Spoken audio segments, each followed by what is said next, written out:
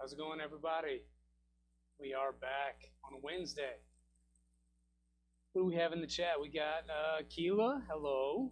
Good to see you again. Jeremy's in here. And we have Boothie and Lewis and Bryce, Thunder Keys, Kegel, Conic Fab, Double T. We got all the folks here. Eating pasta and lurking. That's good, man. Lurking is acceptable. We're just building the printer today.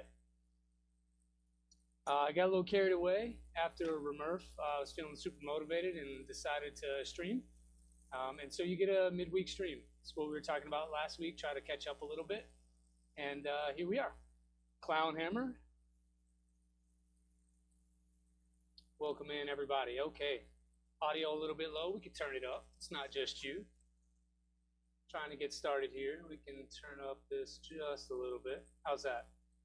You can go a little more if that works for you. Remember, give me a thumbs up if it sounds good, buddy. Yeah, I gotta figure out a different way. I need like a magnetic mic so I can pin it here or maybe over here because having it up so close to my neck like that doesn't really always work out. Still a bit low. We can go max. How about that? Is that better? We can do something like this as well. How's that? We'll make tweaks until you guys, more volume. Okay, how about that? I'll give you max volume without blowing out your eardrums.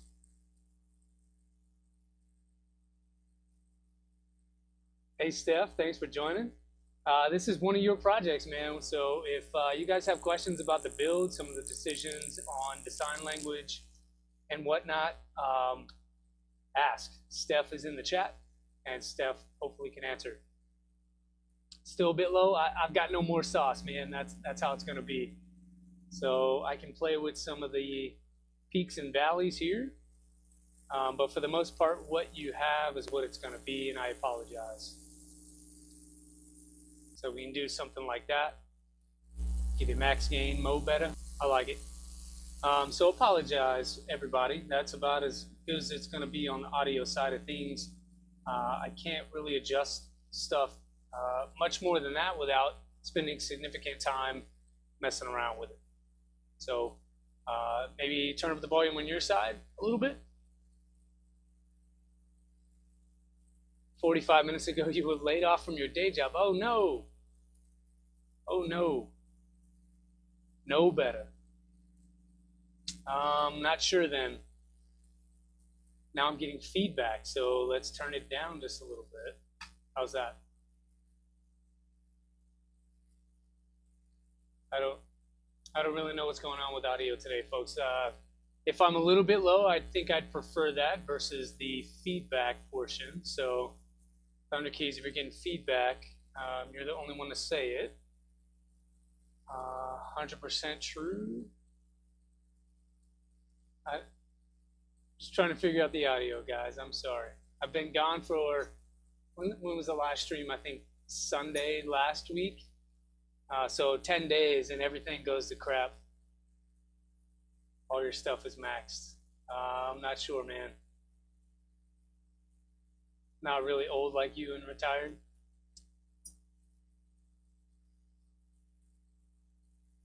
Bad or a good thing? Better low than too high blowing out. Yeah, I agree. So if it is low, I do apologize, folks. I can try to move this mic. See if that helps. We'll see if we can, if it'll stay clipped to the shirt instead of up on the collar. I doubt it, but we'll try. How about something like that? Is that a little better for everyone? More clear at least. Maybe for 4th of July, I'll splurge and buy myself a new mic. Yeah, the Sparta in the background on this side here. Yeah. So before Ambrosia was a thing, I was really a fan of Sparta 3D stuff. It had a lot. Lewis, you don't have video or audio. That's got to be on your side, man. I'm seeing everything is fine.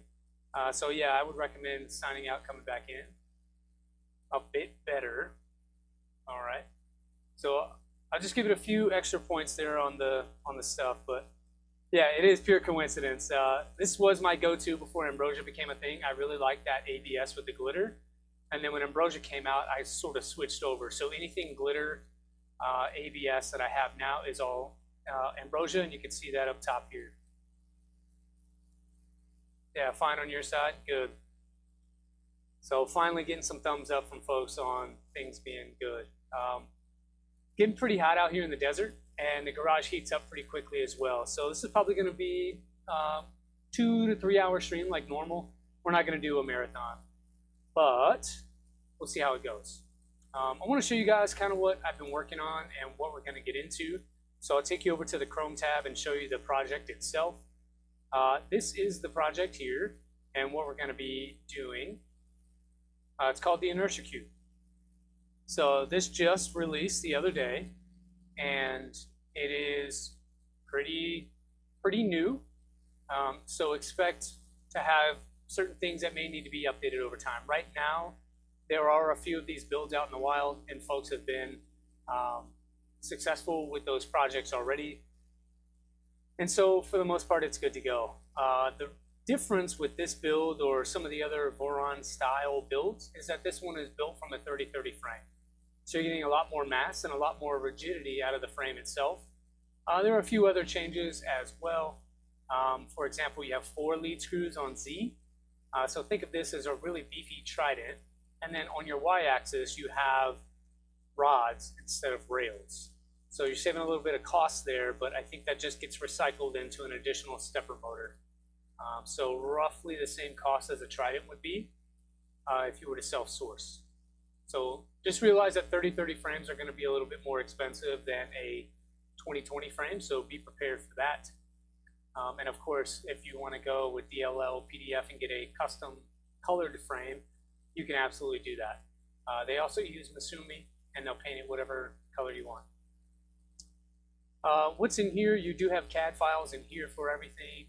So if you do want to go in and modify and change some stuff, you have what you need to be able to do that. You have a Fusion file and step files for the beta kit, which is what I have. So mine's going to be a little bit different, a little bit smaller.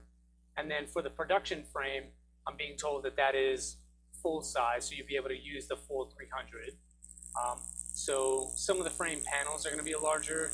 Some of the width of the frame is going to be larger. So keep that in mind. We're going to look at a manual that is sort of, I don't know, beta, I guess. But that manual has specs and distances and measurements for only your production frame. So I learned that the hard way a little bit yesterday when I was building some stuff preparing for today. It's pretty cool. There is a config in here. So if you're going to build this stock and use their extruder and their hot ends and their motors and all that stuff, there is a config in here that you can use that will, this will load. Sorry, my internet is being shady today. It's hot outside and the internet's like, no. But if you go into config, you should have something in here. So they like to use Calico, it appears, and so do I, so that works out for everybody. And they're using an Octopus Pro with a Nighthawk, and you have some sample macros and stuff in here. So if you're looking to just kind of build the thing, upload a base file for your printer config, this is a great place to start. What's the reasoning behind rods versus rails for why? Config is a work in progress. Cool, thanks, Steph. Iconic Fab, that's more of a question for Steph. And he's in the chat, so hopefully he can pipe in and answer. But yeah, I'm not worried about this. It's a good base, I think. I think no matter what config you use, if you find it on the internet, you are going to have to go in and make sure that that config is valid, okay? So don't just copy and paste stuff and send it. That's usually not a good thing to do. You should at least go through once and check to make sure all the pins are correct, all things are moving the way that they should be moved, and that's all part of the commissioning after you build the machine. Late to the party, it's all good, Jason. Thanks for being here. So that is the config, and then you have some DXFs in here, so you're going to have to get your own panels cut. These are not stock Voron panels, so don't go buying stock stuff. It's not going to fit. This is a 30-30 frame, so keep that in mind. And then all of your STLs are down below that. This internet is super slow. Oh, shacks, okay. I think we met at Rocky Mountain. Rods are cheaper than rails, plus extrusions, less likely to rack. That's a good point. Yeah, so all your stuff is in here, and then if you have a beta kit, you use the beta files. And then for your STLs, it's the same sort of thing. You have production files, so if you were going to do a production kit, you would use those. And then your archived stuff is the stuff that we used for the beta build. I didn't do all of these. I did the bed assembly stuff, some of the exhaust covers, the fridge doors, stuff like that. But I didn't go through everything. There are tools in here. I probably should print some of these. I need this pulley alignment tool. I did not print that, so I probably need to do that really quick. All the rail stuff I already had from the rat rig build. So an MGN12 3030 frame alignment tool works on the rat rig, and it also works on this one. So I just used that. I already had them printed. I did not have grease tools, dummy rails, and some of this other stuff, but I do need to print this. So we're going to download that. CAD is there, so modders are welcome. Heck yeah. I'll be honest, Steph, I've already tweaked a couple of things just to my liking. Probably going to use a different sort of tool head than what you guys provide. I just have my preferences. Not that your thing is bad in any way. I like to use what I have in stock. And I didn't want to order a Galileo 2 hardware kit. I've already got an Orbiter 2 with a filament sensor on there, and so I'm probably going to just use that. Cool, so we'll print that guy off, and then I need maybe this rail alignment tool. The greaser I didn't need. The rails that I got in my beta kit had grease ports. So I just used those, and it worked for me. I'm not exactly sure what this rail alignment tool is for. It's bottom spacer. I don't know what that's for. And then you have your pulley alignment tool, which we just did. Your greaser is, what is this? Working on something. Can you drop good sources? Iconic Fab, there is a bomb. If you are in the Discord, there should be a bill of materials in there. Okay, so that greases your bearings. That's pretty cool. You have your dummy rail, and so that's when you take your carriage off, you have something to take it off onto. What is this grease tool? Oh, that's cool. I need to print that too. I didn't do that. So we'll do that one. A frame spacer.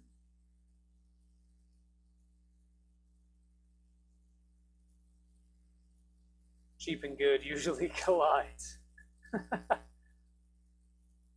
Yeah, a frame spacer. I'm not sure what that's about. Yeah, it's an under rail wedge. Using the cheap rods, but encourage people to find good. Oh, find and share good sources. Yeah, it's always good. I'm not sure what this wedge is about. And then you got another wedge over here. Not sure what that's about either.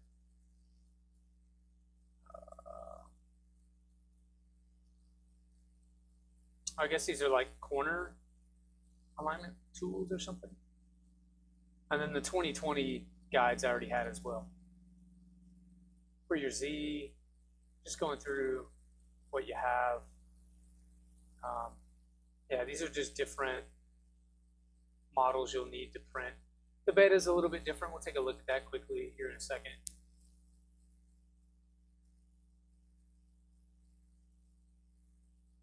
Man, internet is running slow. Yeah, so these are just where you're going to need to hold your Z motors and whatnot. Slightly different than what you would find on a Trident build. There are cutouts here. This is where your rail is going to insert into the part. And then you have some clearance to run wiring if you would like. So yeah, those are the parts. Cheap, good, and fast. You can always have two. That's true. For this build though, I have a beta frame kit, and then I also have, in that kit comes with all the 30/30 you need plus the 20/20 for the gantry, and then you have 4 lead screws, which are basically stock Trident lead screws.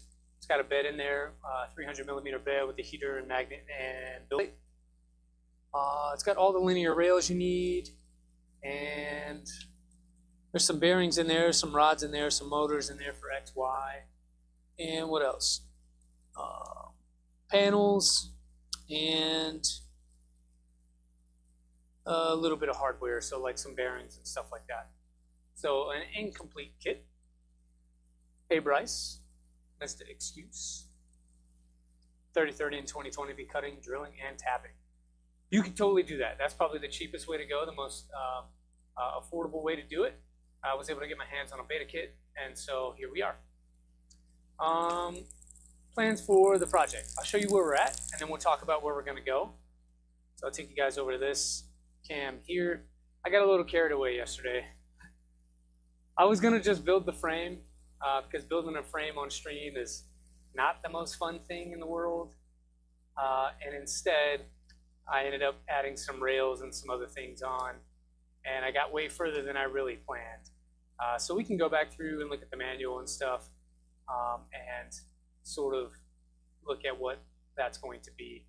Okay, so you can see I got the rails on with the Z-axis parts on. I've got the end stops on as well. I'll need a 320/20/20 for the rear gantry extrusion, 380 for the X, 300 for something, and then 270 for the bed frame. Oh yeah, so that's all these extrusions under here. So you'll need 3. It sort of forms like an H. You've got 2 similar 20/20s here that go laterally this way, and then you have 1 that connects them across. And it uses, I can't show you, but it uses sort of corner things that bind them together. I added bed fans to mine, which is why you see wiring hanging down here. And that's going to help me with maintaining the chamber temperature. Pricing is not listed, Jason, and that's because pricing is going to vary depending on where you source all your kit from. I think there's an LDO kit in talk, but it's not released, so the price of that's not out there yet. So if you self-source anything, it's going to depend on where you self-source it. That's why there's no prices. But I would guess that it's probably slightly more expensive than a 300 Trident, only because the extrusions are bigger, so that increases the cost. You have an extra motor, but then you're missing extrusions here, and you are replacing that with linear rods, and you're missing rails that would go under the Y as well.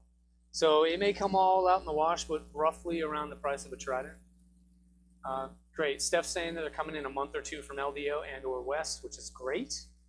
You guys will be able to do this, so this is a little bit of a preview. Keep in mind that it is a beta kit.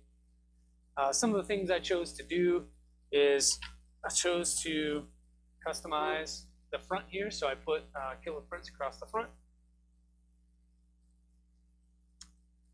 And my standoffs were a little, like maybe 1 millimeter or 2 taller than the ones that came in the kit. I didn't realize that they came in the kit until I already started installing them.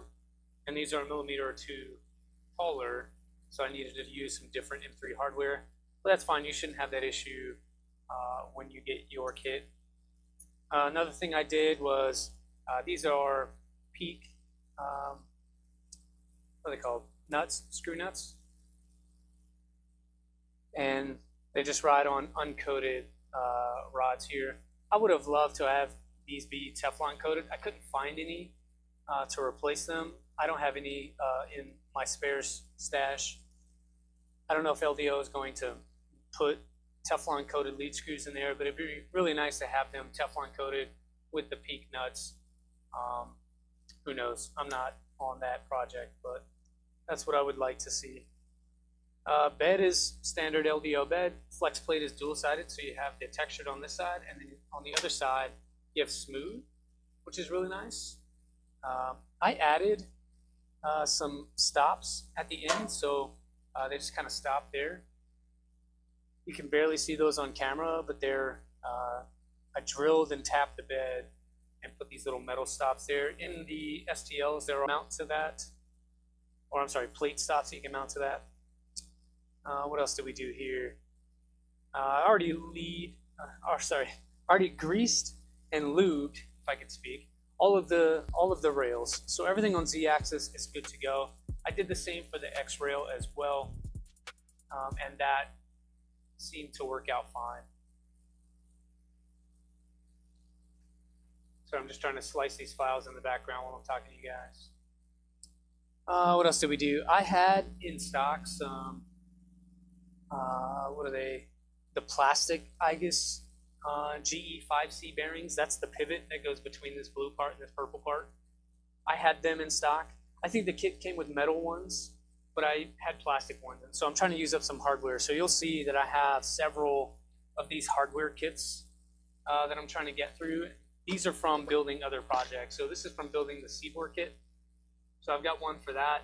And then I picked up, when I was building my thick framed V2, I picked up this fastener kit for V2.4 from Tensor, and I got a lot of hardware left over. And then that doesn't even account for additional hardware that I had left over from other projects. So I'm trying to use up a lot of that and keep this build as affordable and cost efficient as possible, except for the plastic and this beta kit with the frame and stuff. I didn't spend anything else. The production spec is use brass anti-backlash. Okay. That's fine. Those are going to work just fine. They are have been used for a long time. I'm just saying, if I could shoot for the moon, I would want Teflon coated screws and then PEEK nuts. I think that'd be really nice. Plus they'd be black and just really kind of disappear inside the frame. You've also got, what else? Yeah, so, I mean, if you look at the base, let's start back here, you can kind of see that one. If you look at the base, these Z's here, they're not too cosmic. You print the part, you mount the motor to the part, and then you mount the part to the frame. Everything mounting to the frame is going to be M5 versus M3. Again, that is a 30-30 frame, so you need a little bit larger hardware to fill the gap in the frame here. You have some plastic anti-backlash nuts. Yeah, this should still work as long as they match the lead screw, Jason. That's what these are here. These are plastic, black plastic lead screw nuts, but they came with the motors. So that is how it came from LVO. Thanks for the sub, Raj D. And Jason, thanks for the sub. Steph, you're asking for PEEK or POM. I would call them POM, but when I look online, the black nuts, they call them PEEK. So I'm not exactly sure. You don't want to mix Teflon and PTFE? Steph can show you why. Okay. I'd like to know why. So Steph might have to show me. Anyway, so that's where we are as far as the build goes, where I'm at. I did go ahead and put the top frame on and square everything up. I just like things to be square when I start putting stuff in the center that attaches to the frame.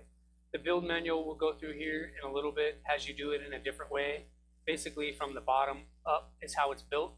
So you put your Z motors on, you put your bed on, gantry on, and then you put on your top extrusions. I just prefer to have a square frame and a square base to build off of, so I'm doing mine a little bit out of order. What's up, Low Sync? And we should probably take a look at that manual so I can guide you guys through what I'm talking about, what I'm seeing here.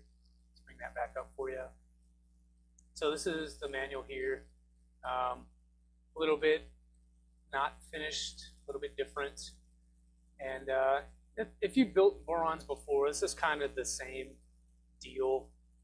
It uses, what is it called? Cloak Wayne's monolith design, which is pretty cool. It's a full 300 millimeter build space. so you're getting a cubed. And then you have an extruder and a tool head optimized for the input shaping. So it's very rigid, as small as it can be, and from what I understand, pretty nice.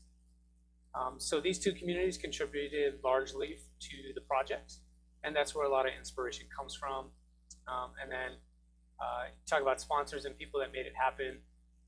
Dan from West 3D and LDO Motors are huge. If you want to know how to print your parts, it's standard boron stuff. The infill is a little bit higher though. It's 50% for your mechanical parts. So that would be like your gantry stuff. So your motor mounts, your XY joiners, your Z motor mounts, and your bed mounts probably should be 50%. And then you can use 25% for your skirts, for your end stops, for your display surrounds and things like that. And then obviously for your tool head covers and whatever, you can use a little bit lower of an infill. There's where you can go to find your information. We just looked at it over here.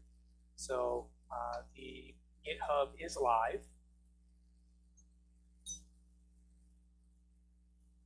Check your live build thread. Huh? Oh, T-Lace, did you post something on there? I'll check it after stream.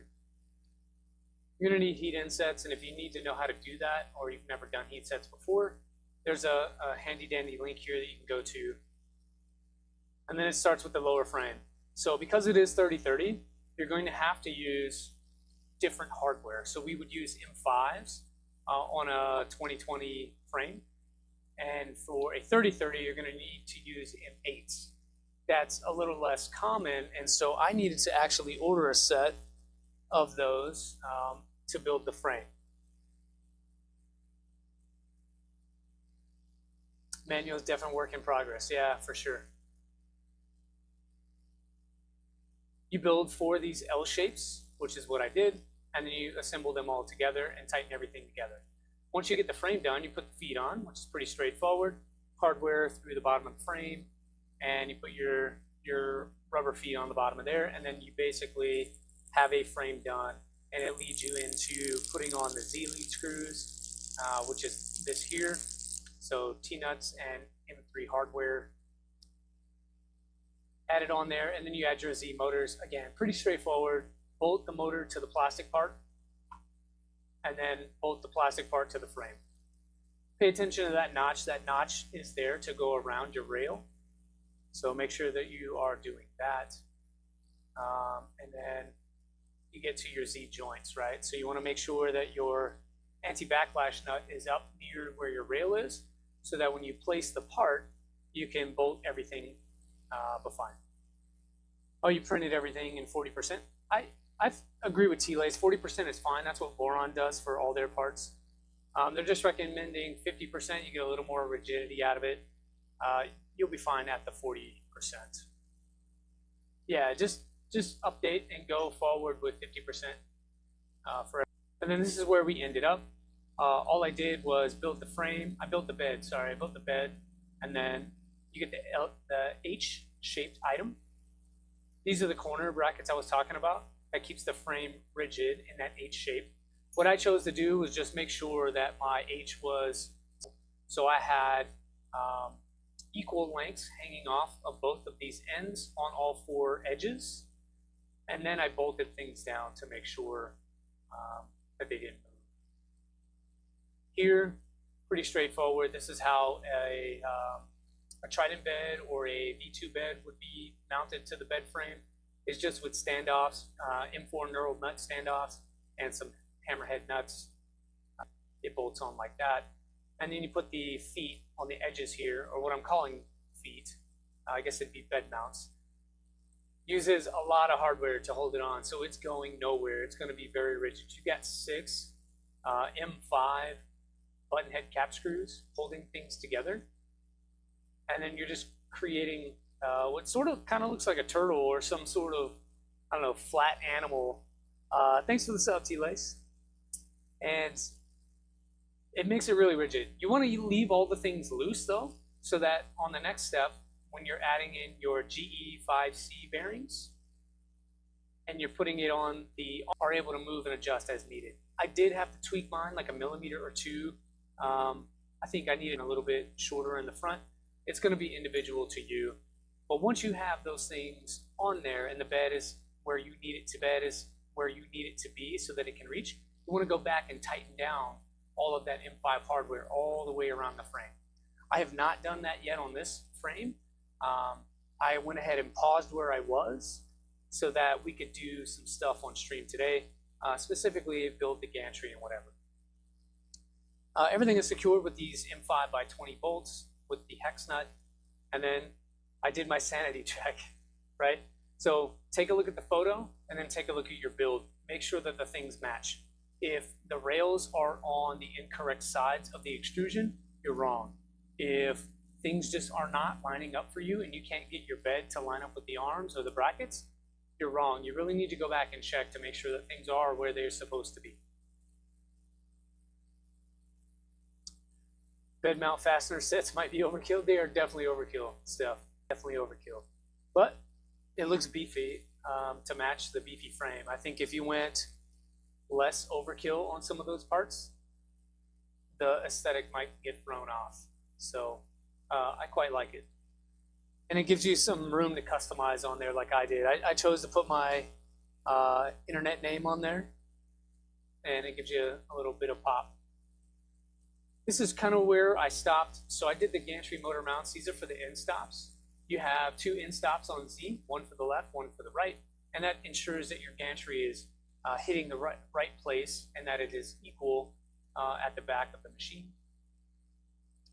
You're going to make two of those and install them on the rear extrusions just above the Z rails. So they sort of act like rail stops, but then also end stops for your gantry, which is kind of cool. Right here, this is where we're going to pick up and start building today's gantry motor mounts. So we'll do some bearing stacks and pins and all that stuff. Cool? In the meantime, really quickly, I'm going to prepare some parts to slice. I need to get those tools printed that I forgot to do. If you bear with me for a second here. Get back. Man, this computer is not doing well today.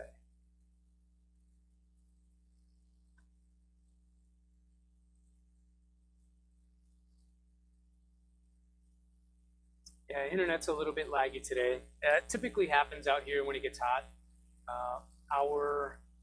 Where we live now is kind of in the desert. And so it just seems like when it gets hot out here, things don't like to work the same. It's not necessarily hot in the garage right now. It's maybe, I don't know, 70-ish degrees, 72 degrees. But outside, it's a little ridiculous. Okay, so just slicing behind the scenes. I apologize, folks. Kind of like a manta ray. That's a good way to say it, Nick, is manta ray. It is just as flat. And it's got feet, though, so manta ray don't have feet. And then we can that.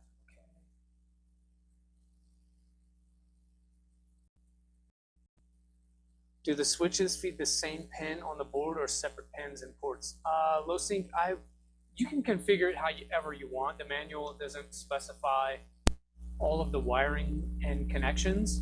I'm also using a different board than what is manual. I plan to use separate ports, but tie them in the firmware to the same Y-axis. Cameras get hot and want to shut off.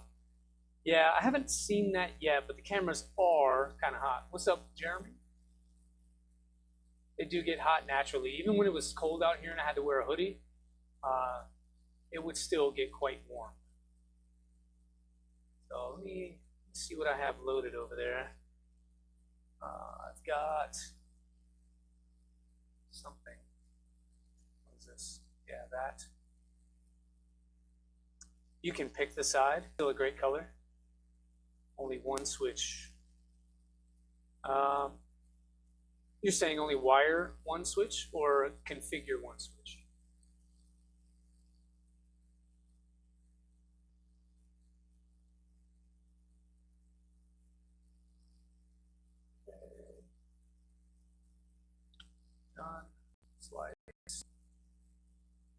Identical for aesthetic. Got you. Okay, so I need to wire one switch, plug in one switch, and use one switch, but I get to choose what side that happens. I think that's what you're telling me. Sweet, so these parts should take me like 30 minutes to print. That's good. Don't need all these top layers though.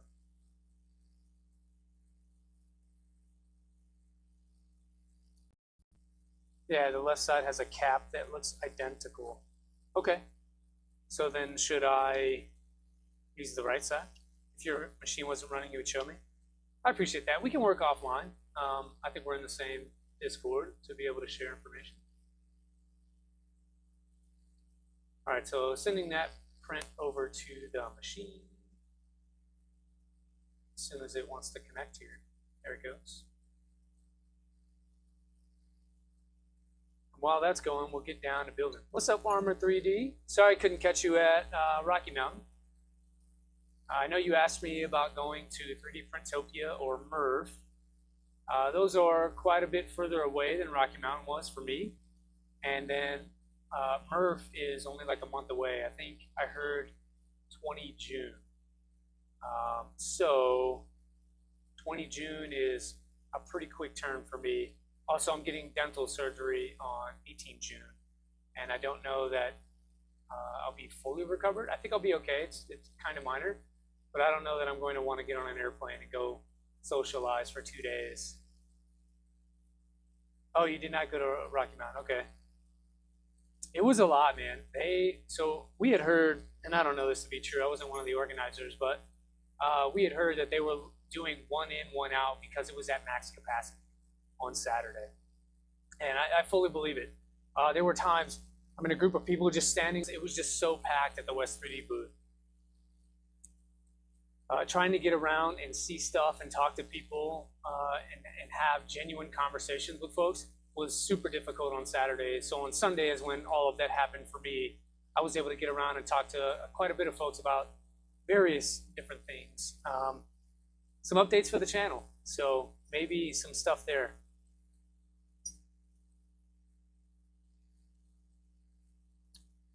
All right, so maybe let's get over to the desk. A little overwhelming, yeah, it is. I'm not a super huge person, people person, but it was fine, I guess. I know that we need to do heat sets in here. I ended up changing the colors after printing these. I didn't like everything to be really dark, so I chose to go with the lighter blue color. And we got to do some heat sets here, so we'll get the tool out. I've already got it warmed up, kind of prepared this morning. So I'll put that probably in there so I can work on this. You're not going to be able to see, but I'll do my best. But to your point, Armor Turtle, I think anytime you're around 5,000 people, it's going to be overwhelming. One thing that I learned too is that these parts are a little unbalanced. So when you try to put your heat sets in, and that's just due to the shape of these pins that stick out. So if you find yourself in that position, what I do is I'll just take an extra part like this, and I use that as a brace to sort of keep that from wobbling on the desk. See if I can turn this so you can see what I'm doing here. And that braces things so they don't wobble as much. Sky blue and purple mist for the win. Yeah, Steph, I totally didn't mean to do the same color scheme that you prefer. It just was happenstance. I watched all of your videos, and I think subconsciously it was just in my mind. My daughter came out here, and I was asking her, I was like, hey, what color should I pick? And she's like, you should do purple and blue for Princess. And because she normally chooses most of my printer build theme colors, I went with the purple and blue that I had, and it just so happened to be grape and sky blue. So here we are. I originally thought that she was going to ask me for pink, which I totally would have done. But two things, I don't have any pink that I would want to use. All of the pink I have is in PLA because I print stuff for her all the time. And then the other part of it is purple, pink, and blue is just a lot. And I've done 3-colored themes before. In fact, this one will end up being 3 colors once we get through more portions. But I didn't want like a whole bubblegum look to it. All right, so you put 4 heat sets in this one, and then in its counterpart here, you've got 5. So 3 holes here and 2 on that side there. Subliminal advertising, I believe it. I think maybe you hacked my phone and you're just sending trons into my brain at night. But it's a good looking color scheme. I'm surprised that you build all of your 3D printers with that color though. I'm a little bit eclectic. I like to have a bunch of different colors. One of these builds, I need to do something in orange. I have a Prusa Bear kit to convert my Mark III over. I need to make that build happen. And then I'm doing another build that's going to be black and chrome, like actual chrome, or at the very least polished aluminum. If you know, you know.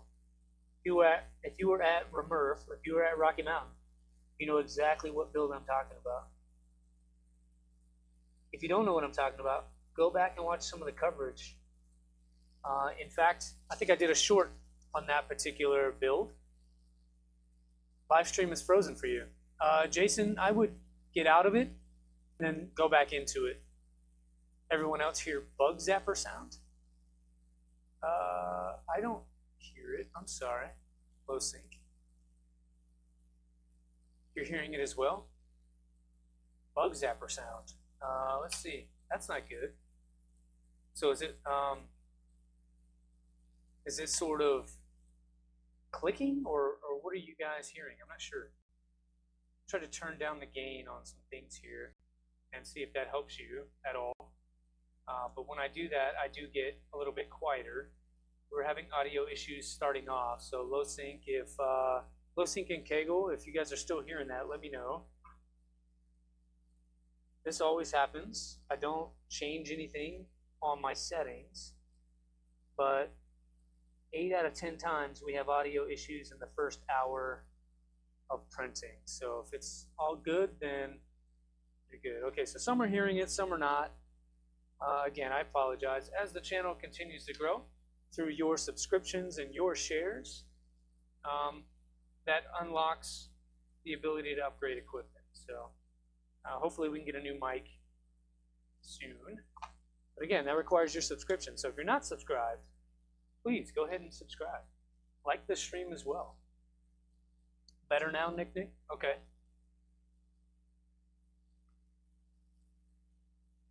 You like that blue? Dude, I love this blue. Here, I'll show you the third color. So we've got these. So I'm using this purple, right? So this is what I'm going to mount my Pi on. It's a normally you would mount your SSR onto a bracket like this. I have this bracket that converts it from the 4-pin or the 2-pin into a mount pattern for a Raspberry Pi. And that way I can quickly just take this on and off without having to use the plastic bracket. And then this is the third color. It is a neon orange from Polymaker. In the camera, it looks a lot darker than it is in person. This right here, don't break tradition. This right here is so bright in person. It doesn't even do it justice. It almost looks dark orange on the camera screen, and I can see that. But it fluoresces under black light. So we're going to do that. It is not pop blue. I wish it was. This is called Sparkle Sky Blue from Sparta 3D. Yeah, and then we're going to use this to highlight some of things. So these are the tensioners. One of the things I probably mentioned is that on the build itself, it's going to be all-wheel drive or quad XY if you prefer that term. So 2 X motors, 2 Y motors. And that basically cuts the belt path in half. meaning you can unlock a little bit higher belt tension if you use quality belts, and then also get increased accelerations and speeds out of it without skipping steps. Your belt path is a lot shorter. So it's a way to get around some of the limitations that Core XY inherently has. So that's going to be our color scheme. Those are the only heat sets that I think I need to do for the gantry parts, which keeps it pretty clean. I want to say everything else is just pins. So it has a pin mod included into it, which is great. That allows you also to run higher accelerations and speeds. I do have some really fancy, what are these? Really fancy ceramic bearings. Of course, made in China. We got to keep things legit, right? But these should be ABEC 9 ceramic bearings. So I got those. I couldn't get the West 3D ones in time, and so that's what we got. And if we want to go back to something else, I want to say there are some that came in the kit as well. I said we were going to use that air-cooled Raspberry Pi. I don't know if I'll have the headroom under the deck panel to use it, but this one's a little bit lower profile, and so we may end up using this one instead. This one is not a Pi 4 though, it is a Pi 3B Plus, I believe. Perfectly capable of doing what we need to do. Just trying to reuse some hardware. What tool head are you going to be installing? Steph, I'll show you. I'll be back here in 1 second. I can't show you the hot end, but what I can do is show you the faceplate. If you recognize that, call it out in the chat.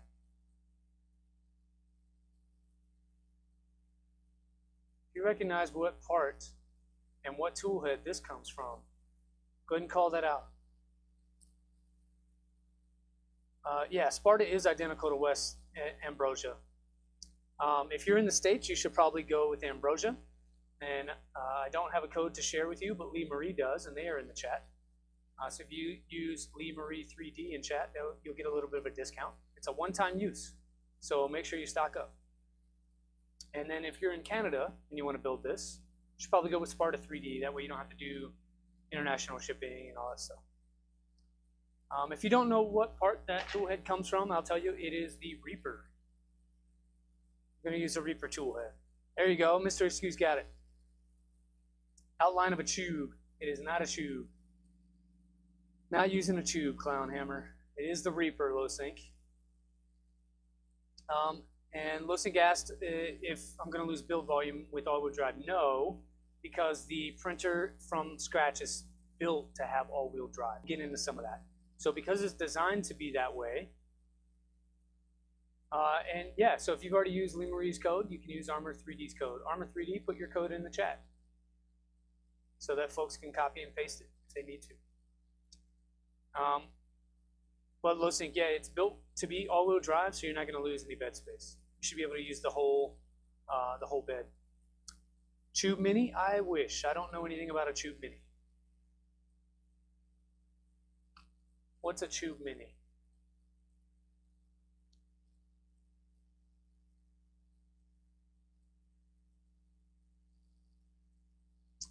All right, so this is where we should begin. I'm going to start with a picture that looks like the part. So that, and then I've got to get the hardware out of the box here.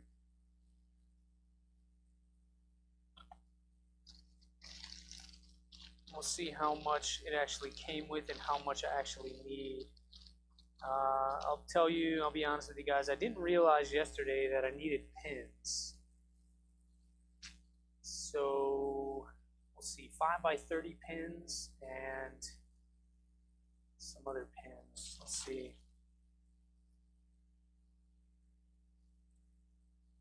In my beta kit, so that's the part we're going to need. We can put all these to the side. That's it there. In my kit, it came with all of this as far as hardware. So I've got some pulleys in here. There are standoffs in here. These standoffs are just like the ones I used. These are a little bit taller than in the manual. So again, beta manual, don't go off of what you're seeing on screen here exactly. Angle connections. There are some flange bearings in here and some 6mm belt. And I want to say these, yeah, so these are your GE5C bearings here. So that would be for your Z, and we've already built it. And then these look like more of the same, and we've already built that. Don't also need those because the bed is good. Bed is good. So realistically, these two LM12 UUs, these are going to be for the Y. These are going to be the only bearings that we use today. Just looked at GitHub and looks pretty cool. Yeah. Luke made a bamboo hot end. Is that the Tube Mini? The bamboo hot end that Luke made is called a Pica or Pica. So not exactly the same as a Tube Mini. But I guess it kind of flows pretty well. So in some ways it's a Tube Mini.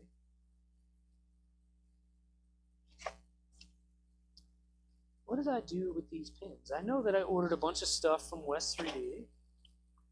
I got some hardware and whatnot. Here we go. There's the pins I need. So I ordered this box of stuff from West 3D. It comes with click-clack door retainer rubber. I got a Z chain, and we're going to use black pulleys.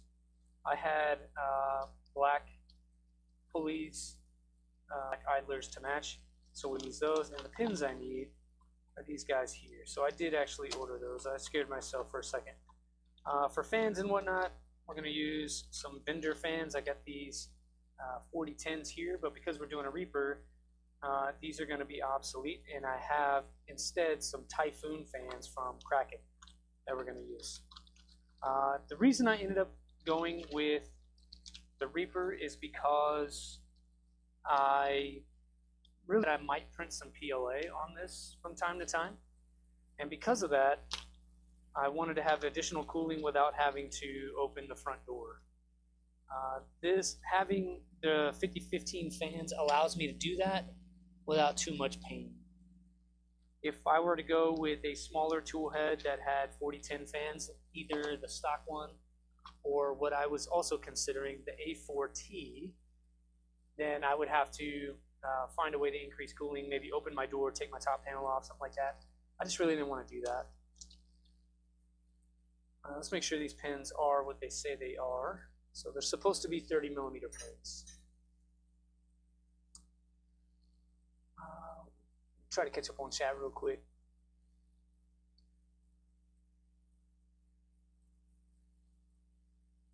You can already use a bamboo style hot end in most boron tool heads. Don't see why you couldn't use a pica. Yeah, Mr. Excuse, that's true. The tool head here, though, is not a boron tool head. So these are 40s, not 30s. That's gonna kind of be a showstopper, folks, because these are not the right pins. These are 40mm long, 40mm long, and I need 30. That's kind of frustrating. So make sure I don't have these in stock somewhere else. I do have additional pins, but I don't know that I have 5mm pins in that length. But we'll do our courtesy check to make sure before we freak out and go a different route. I was pretty careful about checking things to see what I had and what I needed. I didn't want to buy. There we go. Yeah, so I do have some. They're just in a... And we're going to build a couple of printers. One of the things I saw at Rocky Mountain was this really cool, super tiny printer called the Antithesis Mark III. I spent maybe 2 hours talking to those guys about all kinds of things. And they were kind enough to allow me to join in their science project, and we're probably going to build one. It's a couple of extrusions that you can cut down from an Ender 3 or some broken thing, and I've got enough 2020 laying around like this right here. So this is the x-axis off of my Ender 6, I believe, or maybe a Ender 5, I can't remember. But you can chop this down, and I'll need 2 sections of this and then a section of 44 40/40 to build it, and then a bunch of plastic parts and extruders and hot ends, which I have. So we'll build a little fun benchy machine. That'll be a future project, possibly next. We'll see.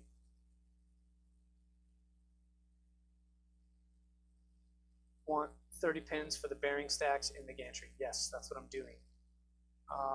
Reading between the lines from Luke's lab, I'm guessing they will release something after Pico with a different mounting system for other printers. Okay. Nick, were you at Remurf? Did you talk to Luke about something like that?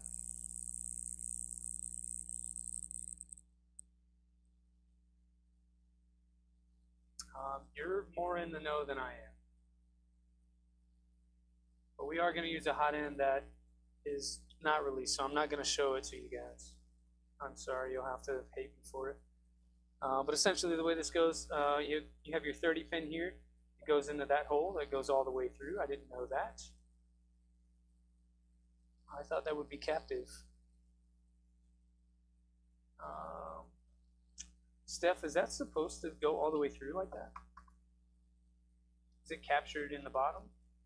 So if that goes together, right, and that's my part. Let's say that's my part. This pin goes all the way through. Comes out the bottom. I don't think that's correct. I think it's supposed to get captured in there. So perks of building a beta kit, I suppose. But anyway, we'll press forward. That one goes there. That one goes there. It's not going to stay. Those holes are bigger than the part. So maybe I just, maybe realistically these holes are too big and the pins aren't able to be captured. I just feel like maybe there should be a layer of two going across there to prevent this from falling out. Could be down to your printer tuning. It could be. There could be some hole compensation on there that made that get a little bigger. I'll tell you what, I did, so this is the second time I printed these. The first time I printed them in purple, and I wasn't sure if I wanted to do that. Let's compare and contrast. So that's the opposite. This is the same part, okay? Same part, different color. Still goes through. So I don't know how they're supposed to be captured in there. I think maybe the hole should be smaller. That could be a me thing. Far too loose. Are those pins 5 in diameter? They look smaller.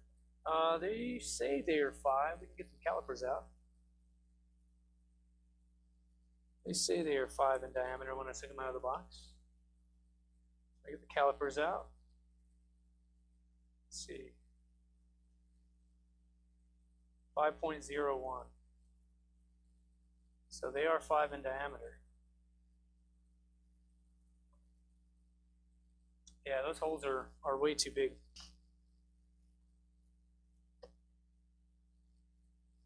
I don't know if it's a part thing or if it's a me thing, but on both of these, printed at separate times. Blue was printed last night, overnight. These parts were printed a week ago. Same part, same STL. Blue came from the GitHub, and purple came from the beta CAD. And both are too big. So that's a thing. What we're going to do to continue moving, though, is I'm going to probably, what did I do with it? I'll probably modify them later, but just to continue moving, we'll just put some tape on it to hold them in there. Like that. And that'll keep them from falling out so we can sort of assemble here. We'll talk about it.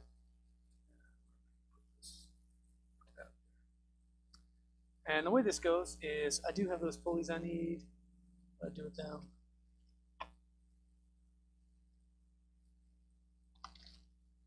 I'll be honest, guys, I didn't expect to get down to Gantry so fast. I spent 3 hours doing the frame, the bed, the Z motors yesterday, which is really quick if you built another type of boron or a Trident before. 3 hours to get the frame done, the bed done, and the Z-axis done. It's quite a lot. What are they printed on?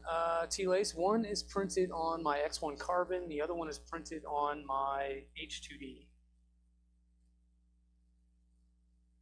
So 2 different printers, same slicer, same parts, different effect.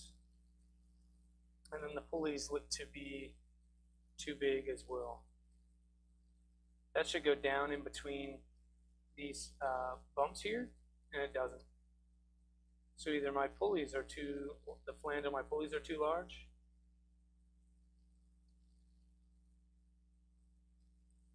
That sucks. Let's see if I got some smaller ones. Well, we are doing it live today, folks. Wonder if shrinkage is set on the filament. I don't know of a setting called shrinkage. I mean, it's not even that cold out here. So let me see if I can have some different pulleys that may fit down on there. Excuse me while I go through all my bins of things. Oh, by the way, if you guys don't have something like this to organize your parts into, you're missing out. Like if you build a lot of printers and you have a lot of extra stuff, this one has a bunch of connections and but I've got one with hot ends, I've got another one with fans. I use these almost exclusively to organize all my parts. And then of course in my toolbox I have the Gridfinity system. And that's what I use to keep my toolbox organized. Under filament, there's a shrinkage compensation setting. I have not seen that before. Let me see. I'm looking at Bamboo Slicer behind the scenes. And you said under filament. Sorry about that, but I'm not seeing a shrinkage setting under filament. Oh, the percentage, is that what you're talking about? But I think that's for the entire part. That wouldn't be just for the whole. If it is anything but 100%, the profile is overcompensate. Yeah, it's 100%. I didn't change it. I never have. So the shrinkage in the filament is set for 100%. The part is not too small. Third-party idlers have a wider flange. Yeah, I'm seeing that. So we're going to try some other ones in here. I have these silver ones that appear to roughly be the same, so we'll see how that goes. And I have some smaller ones in here, but they're in 3 holes. There's an M5, but I think that's roughly the same one I got. Yeah, these all look the same. Trying that on the part. It's really tight. That one doesn't even fit. These may.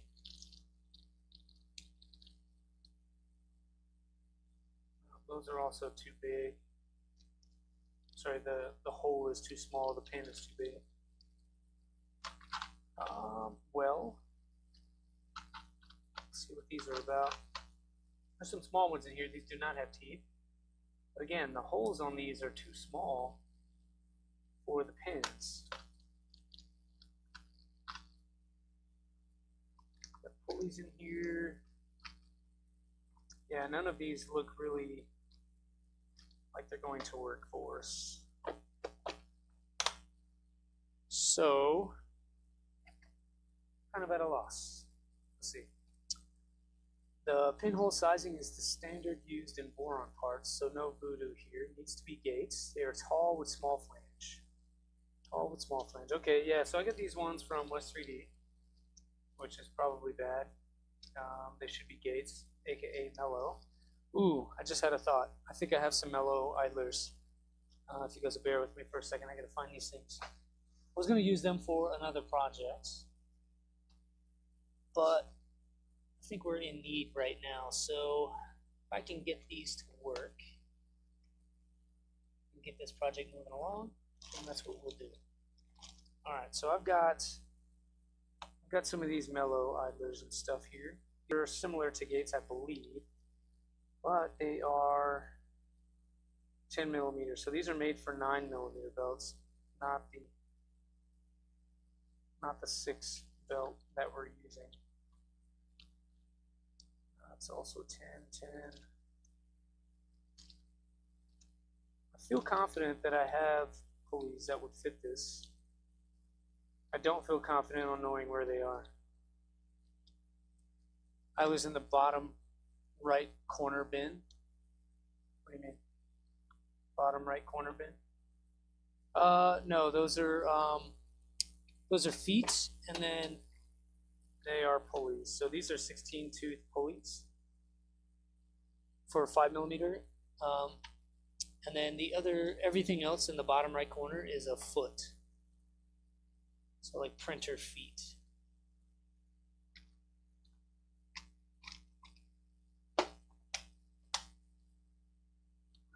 Those are too big. These also look like 9mm belt stuff. Okay, so this is for a different project. I did see another case of things in there, so let me check those other cases. I've also got these 2 bags of mellow pulleys here. Let's see what we have.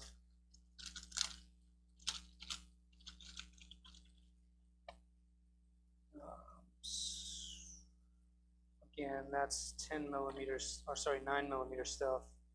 10mm pulleys. Yeah, so these are not going to work either. It's just too big, too tall.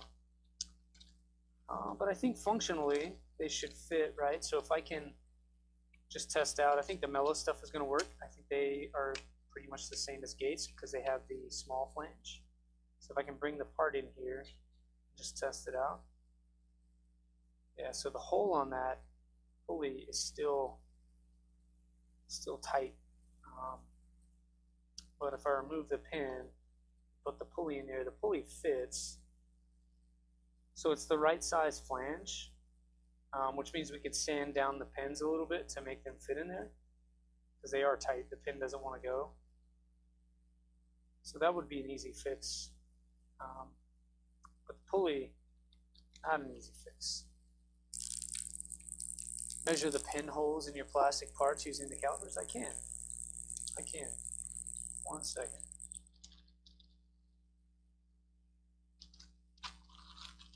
Let's put all these things back first.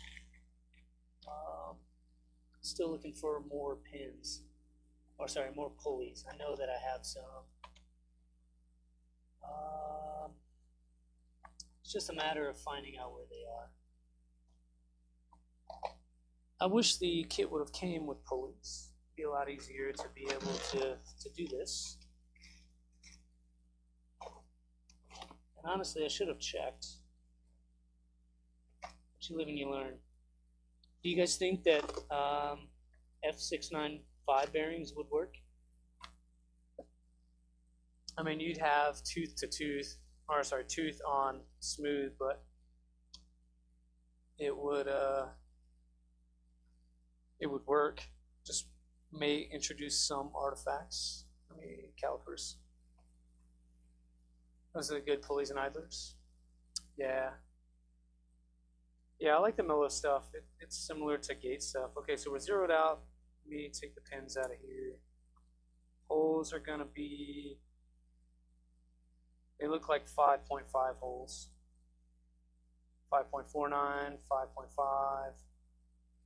Yeah, they're 5.5 on the hole. This hole here is measuring in at about 5.35, 39, 42, 45-ish maybe on this one between these pins. So I'd recommend maybe shrinking those holes down. At least this is what I'm going to do when I go back and reprint these.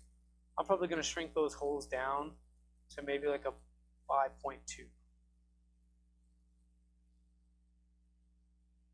Yeah, I'll get VFA. CAD's designed for 5.2. I mean, maybe the CAD is designed for 5.2. The parts are not 5.2. The parts are 5.5. So I'm not sure which shrinkage. They should end up around 4.95 for press fit. That's what I thought too as well, T-Lace. In the real world though, I'm not sure why. I mean, the rest of the holes are the same size. So like if for the through bolting here to bolt this to the extrusion, a M5 bolt could go through there just fine, which is what you want. These holes seem to be the same size as your pin holes though. They're not measuring in at 5.2 in reality. And so I don't know if I just got wrong parts, but these are off the GitHub, so there's that. What can we do though? Let's take you back to Chrome here. Let's see what we can do instead of building a gantry today. I'll need to make some adjustments to the parts. Well, I guess we could test out while we're here. We could test out, make sure that that one is correct, and we can just make all the changes at the same time. Okay, so we'll do that. We know this part is not going to work for us today, and that's fine. I'll put that over there. You do have this part here. This hole here is the one we're looking at to be for a 3x20 pin. So I know that I have some pins here, and my 3x20 pins are these here. So we'll pull one of those out. And just test fit that one. I'd rather just make all the changes at the same time instead of have one change, print the part, and then change it again. It's just, yeah, so same thing here, right? This one is captive though, so it's fine. That one will go like that, and then whatever goes on top of here, I guess it would be this part, maybe. Oh, am I doing that wrong? Let's see.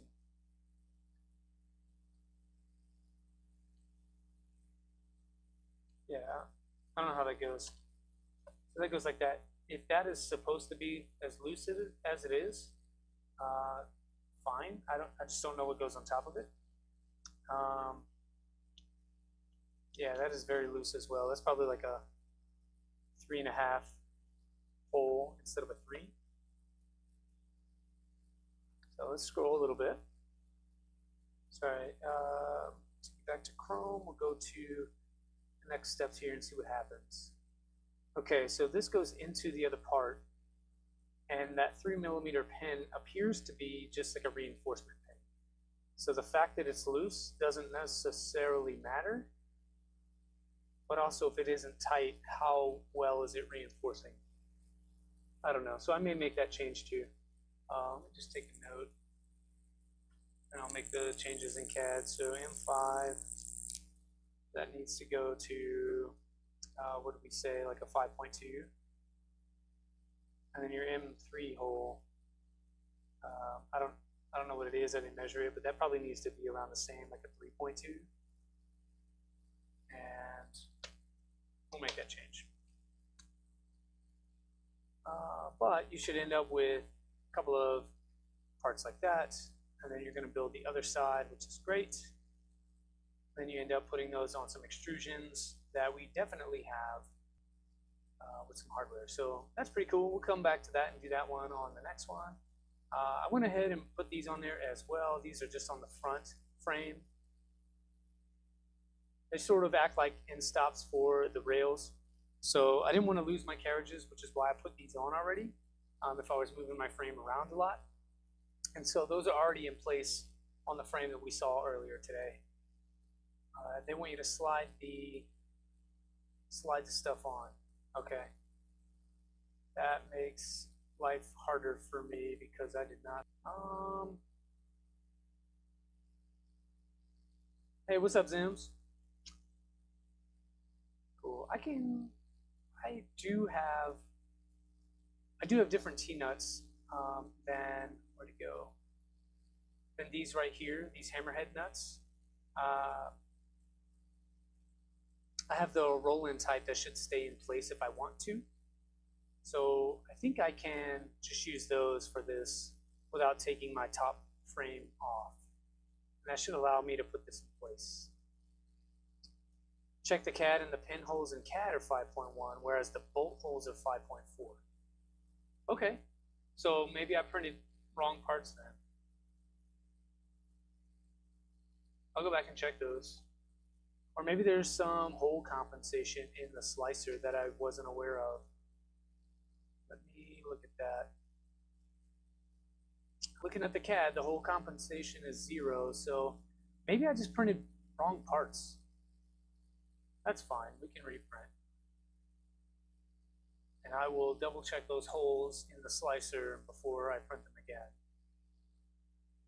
So it sounds like CAD is good, ignore me. It sounds like I printed incorrect parts somehow, which can happen. Cool, so I think, depending on how this part goes together, we may be able to do these front motor mounts. So let's see if we can do that. Oh, I still don't have the right pulleys, but we're using flange bearings, so that should be fine. Might find the roll-in nuts might not be able to get close enough together to mount the motor mounts to the 30-30. Close enough together.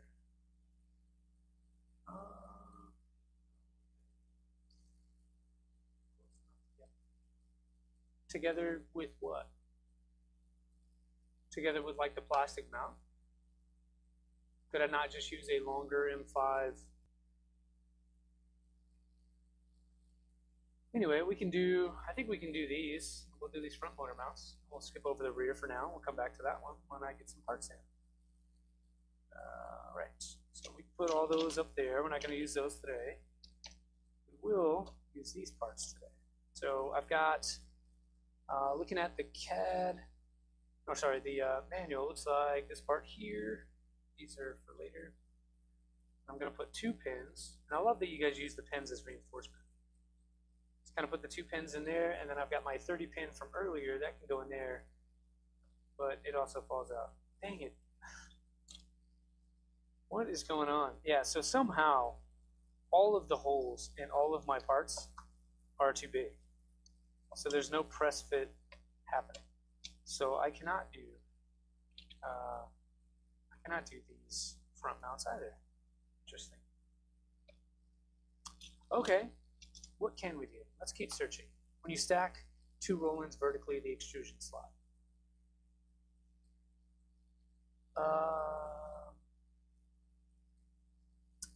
So I was talking about, like, if I don't see two stacked vertically. All I'm seeing in the manual is, what is all this? Turn this off. Let's see. All right, there we go. All right. On the gantry here, at the ends, you have the single T-nut. And that's what I was talking about. If that was going to be able to, because I'm not going to slide it down. I did not scale the parts in the slicer. You're going to slide it down onto the 30-30 like this section here. If I already have that T-nut in place, I don't see how it could contact another T-nut. I think it'll be fine. There's only one. Page 44. Page 44 is front idlers. And again, you're talking like the 2 when these sandwich on each other. Yeah, that's fine for this one. I was more worried about the rear one because the rear one I need to install later because I do not want to take off the top bars. And because it only has the single T-nut there in the bottom, I guess it does have it in the top. You're right. Okay, I got you. I'm tracking now. I see it. I see what you're saying. Yeah, I do have those styles, so it's fine. I was just trying to think out loud. It should still work. I'll just have to sort of angle it in there, and we'll get it in that way. I just really don't want to disassemble that top bar. I added additional bracing in there. I have those like L-shaped brackets in the top corners to really stiffen up the top of the frame. And so to take it off, take 1 bar off, I've got to undo 6 bits of hardware. Rear has the same 2 T-nuts into the 30-30. Got it. Yep, I'm tracking now, Steph. Thank you, sir. What can we do? What can we do? None of that. Can't really do that until we put the gantry in. Man, I guess we're kind of stuck, boys. Maybe we can do the X. Well, I guess we need to check the X parts too. See how those holes are going to work out. And those holes are also too big. Bummer. Yep, those parts are also too big. So all of my holes are too big. All of my parts are wrong. I don't know how that happens. The parts themselves are not scaled. So, cool. Let's see. Let's go down and see what we can do here.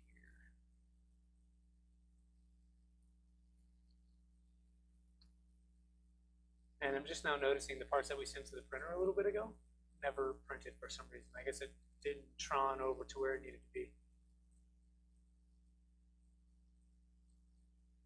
It's a good time for chat catch up and water break though.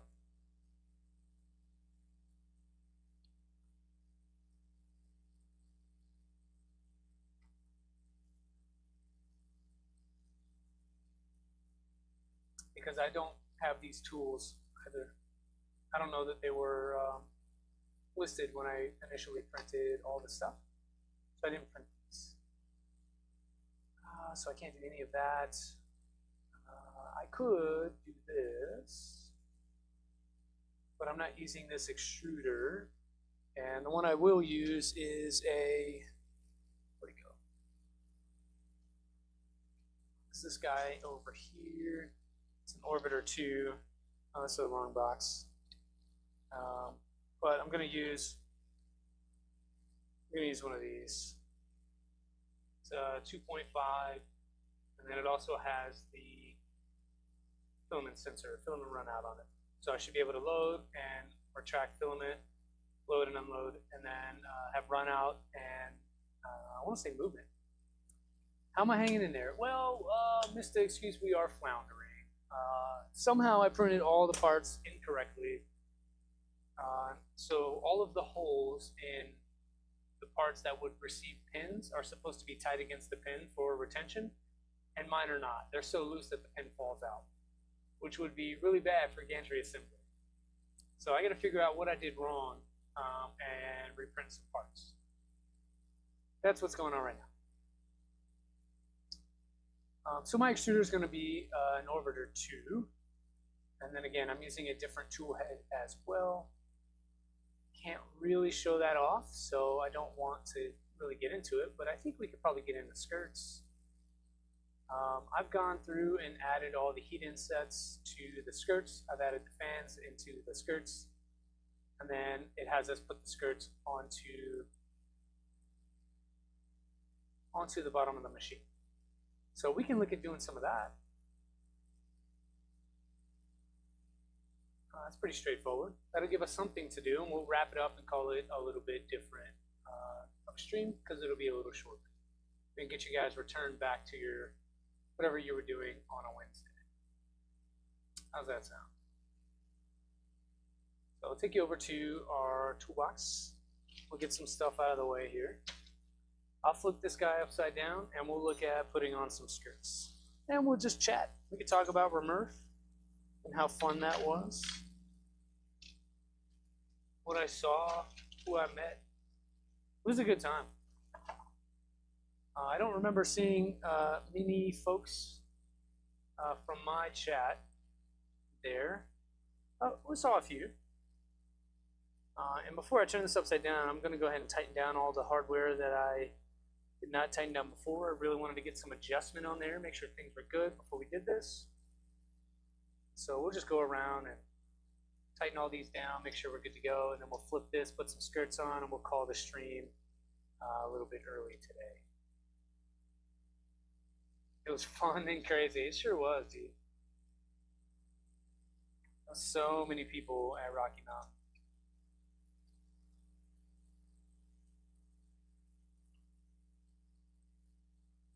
Anybody pick up anything new? Anything cool at Rocky Mountain? I got some really awesome filament from Polar Filaments.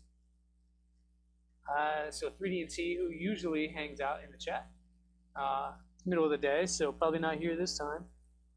He was doing a giveaway, Dave was, and I ended up getting my number pulled. So I picked up a spool of with our Rocket Red. I think they should have called it Red Rocket, but what do I know? I'm just a guy. So this is it here. Spool of Rocket Red, and it fluoresces under UV light. Just too bad that it's PLA. So it is very bright as well. I got to figure out something cool to print with that. But Rocket Red from Polar. And I was surprised to learn that they have actually quite a few filaments that fluoresce. Oh, you like the name Red Rocket? You got some cool fusion filaments. Yeah, like what? I have several bits of fusion filament myself. So kind of up that way on the other shelf, kind of where you can see the rest of this filament over here. On that shelf over there is some fusion. So we've got things like, what's this? Uranium yellow. So we've got some uranium yellow. As you can tell, I like the bright stuff that fluoresces. I've got some like bright green type stuff that I don't know the name of. There's also some orange up here that's pretty bright. There's some glitter green, some glitter blue. I like fusion. They have some good stuff, some really unique type colors. Alpha particle orange, that's cool. Yeah, I've got some of that as well on a refillable spool. So I've got alpha particle orange right here. So this is before Rocky Mountain. I've had all this. So that's alpha particle orange. And then this one is radium green. Those are the three you got: cosmic ray blue, uranium yellow. Yep, and then I also have, sort of in line with this, cold fusion blue. So I've been a fan of fusion filaments for a long time. Roughly 10 to 12 spools of their stuff in different colors.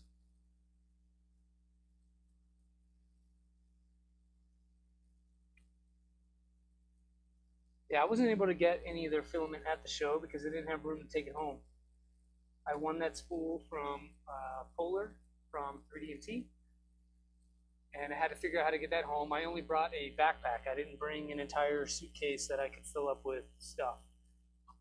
So I brought home one spool of ambrosia, one spool of the Red Rocket, and then one spool of something else that I don't remember. And that was it. And so I had to carry that as part of my personal item on the airplane. And that was intentional. I didn't plan to get anything crazy and bring back a whole bunch of stuff because I've got enough stuff. I don't want any more.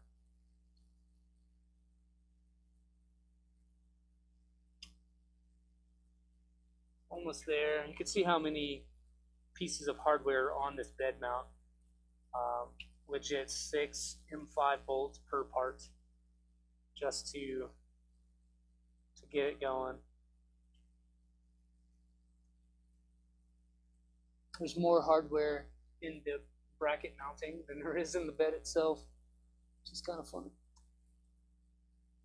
Got 4 M3s holding the bed to the frame, but 24 M5s holding the frame to the external frame. It's just fun to think about.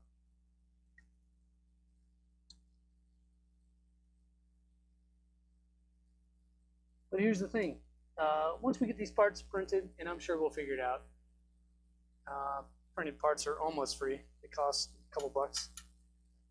Once we get these printed parts figured out, we'll probably jump back on and do some other stuff. Finish up the stream. If I can get those done tonight, maybe we stream tomorrow. I get the rest of the week off after Rocky Mountain. Move some of this. I get the rest of the week off after Rocky Mountain here. And so maybe we just pick up tomorrow and finish out the Gantry build. There's not a lot left to do, honestly. Really just build the Gantry, put that on.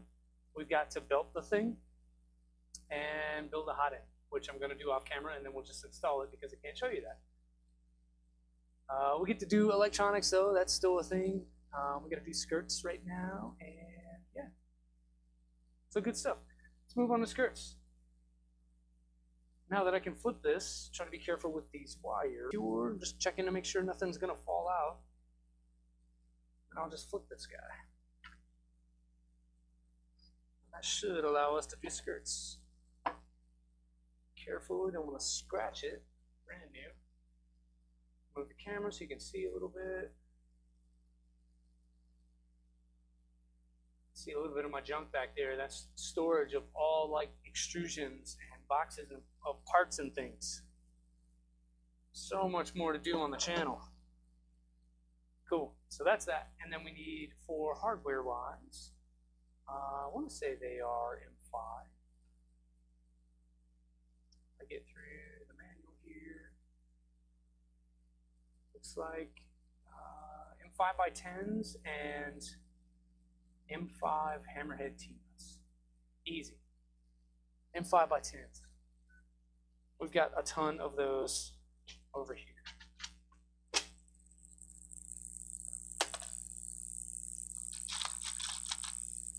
Yeah, I went through and tried to consolidate a lot of this hardware so that I could do this build. And then I realized I had way more than what I thought. So I always like to start with sort of the side skirts, just kind of my preference. And then I'll do the rear, and then finally the front, because the front has the screen in it. And that's where you want to be the most careful. I like to install all the things first. Okay, so that's that.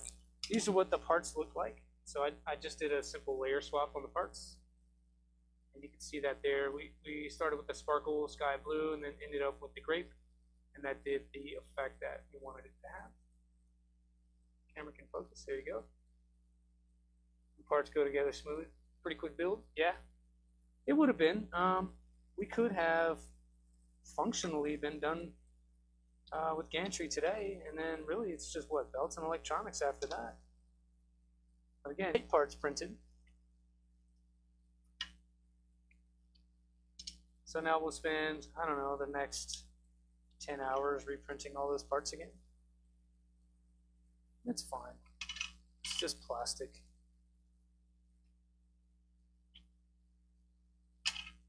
Alright, so just trying to build a set. We have side skirts and then other center skirts as well.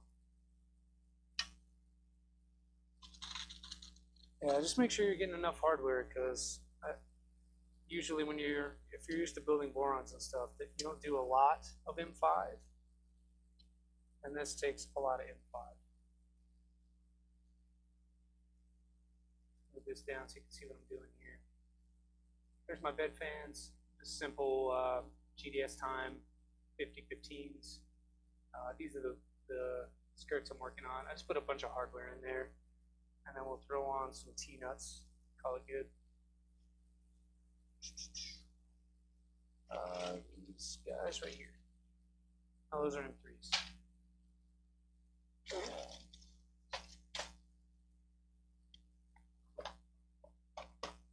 So I've been very fortunate to collect a bunch of T-nuts and hardware. I've got one of those bins full of T-nuts and hardware. So that's where we're going to pull from today. You're going to need a lot of it. So we'll just take out a handful of stuff. Get these skirts on. Skirts are easy. What in the world? Those are not 5.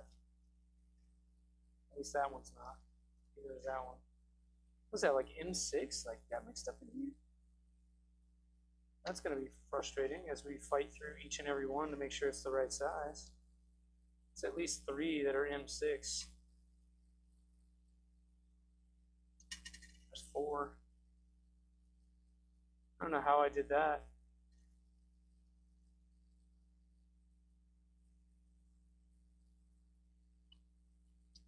Organization is key, folks, and I screwed it up.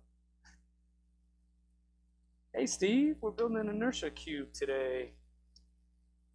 We're not able to get to the gantry. Somehow I printed the parts incorrectly with the wrong tolerances to accept pins.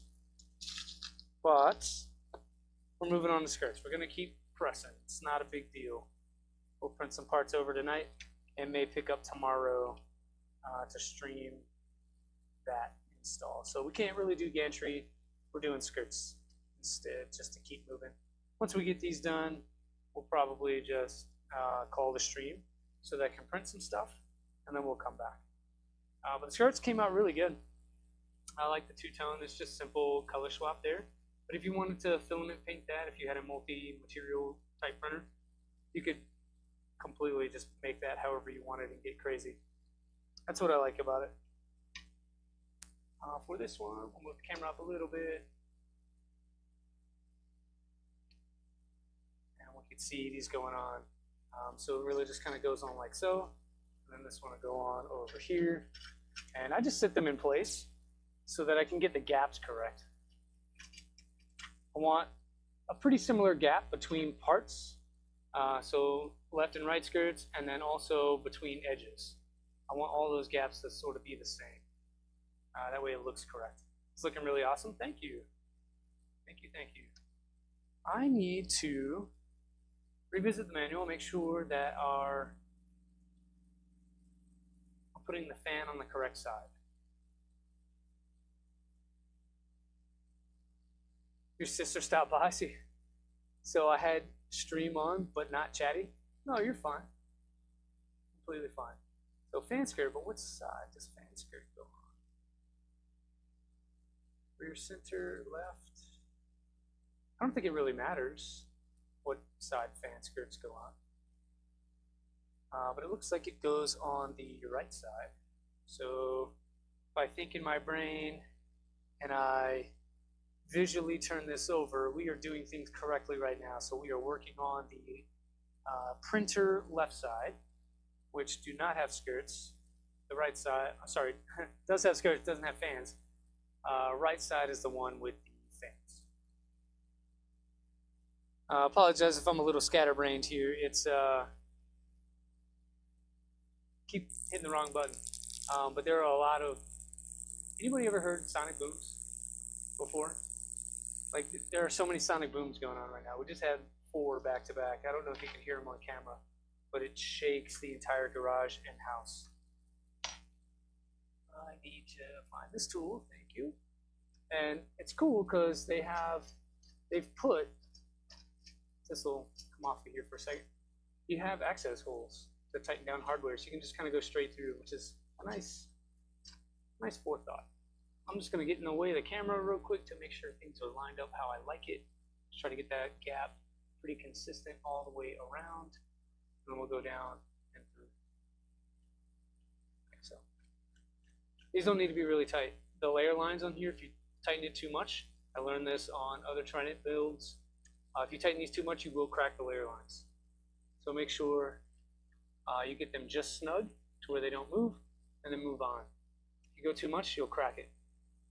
Especially if you chose to print these with a lower infill percentage per the manual, which says you can go down to 25%.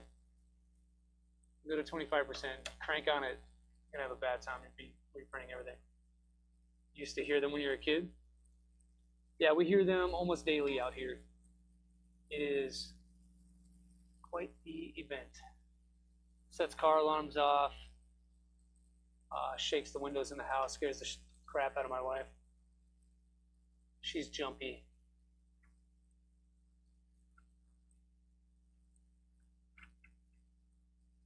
But yeah, it's funny to think about. The first sonic boom happened here, and now it's a daily occurrence, and it's not a big deal. But when they were, when the pilots and the engineers were first thinking about it, they were not exactly sure what was going to happen. Like, will the airplane explode? Will things just kind of fall apart? Like, nobody really knew. which is interesting. And I realized that that's probably the rear skirt, but that's fine. This is the fan side, and this is going to go on the other side, and then I have these covers.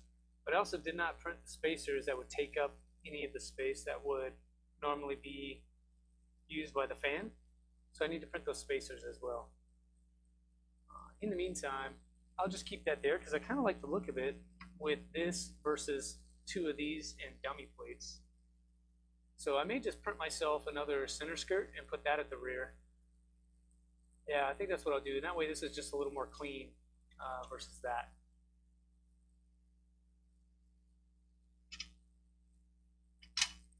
So we'll just spin this guy around and do the front now. We'll just work our way around to the back as we go. So front skirts use the same left and right parts. And then, yeah, so I took the liberty to put a little bit of flare, so I use that orange as the surround on here. And that'll kind of sit there, and you're going to use similar left and right parts. So that was pretty nice to have all of these be the same, and your center sections are, so if I didn't want a screen here, and I just wanted a clean look across the front, I could use panels as my filler. You hear electricity. You may be hearing the printers going over here. The X1 Carbon is printing right now. The H2D down on the floor, back over here, that guy is not printing right now because it is a little bit louder. Let's see, I need more hardware. Some more of those, and then we need some 10s, some 5x10s. 2 per skirt, so each side you're going to require 6 in 5x10s. Which means I may need to get some more before we're done. Have I seen the new technology to help to dampen the sonic boom? No. Talking about bringing the Concorde back. I have heard rumor of the Concorde coming back. It does sound pretty awesome. Be returned. But it's been gone so long that hopefully the technology has moved forward and allowed it to be a reality. I don't get it. I feel like airplanes make noise. People should be used to it by now. We should be able to do sonic booms all the time. What do I know? Maybe I'm just getting used to them every day, multiple times per day. All right, so that's that one. Just gonna sit that up there. A little bit of room. This is all I've got to work, unless we put parts under there, like so. And then these are all the same. I'm gonna need one that is different. Not from printers. You mean the mic? An actual electricity sound when the mic picks up my sound. Okay. Feedback when I talk. Let me see if I can make an adjustment. I don't know what's going on. It seems like it's continuing to change when I do things. I promise I'm not changing anything behind the scenes. How's that? Am I still getting an electricity sound, Moon? How does that sound for you? I definitely tried to keep things on these, what is it called, the noise suppression side, but you never know.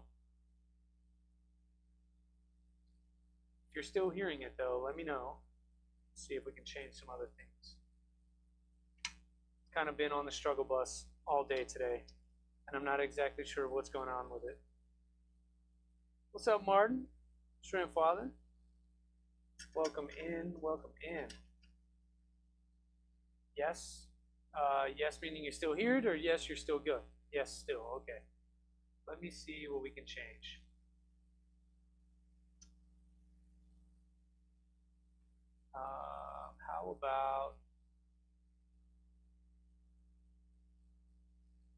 How about that? Is that fine? Or are you still getting a bunch of noise?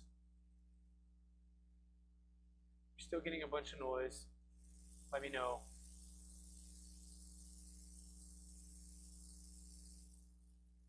Just made a tweak there. I don't want to go too crazy because then it's going to jack up everything. And I'll be the first to apologize to you for making too much noise. Okay, so I need this one.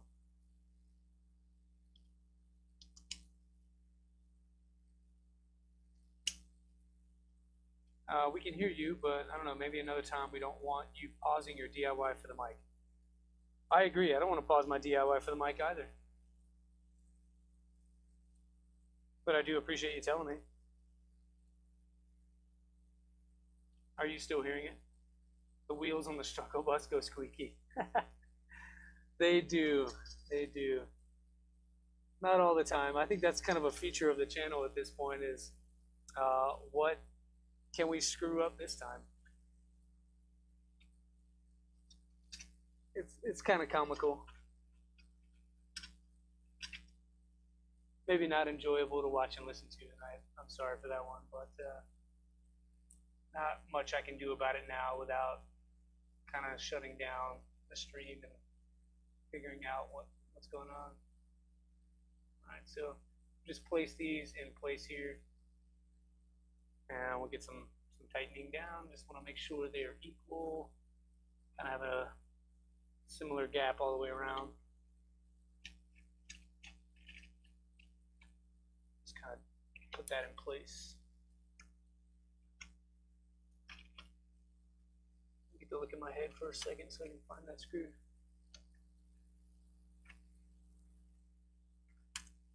Yeah, so it sounds like you're only hearing it when I speak, which is very strange. Wonder if I can do something here. I mean, I've got noise suppression on.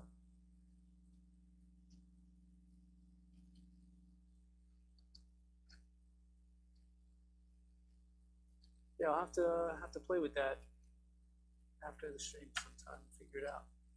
But we're almost done. We'll get these skirts on. We'll call this just too many issues going on to continue to press forward. Kind of at a standstill without the correct parts. Right now, we're just trying to save as much as we can. Okay, this side is the one that gets the fans.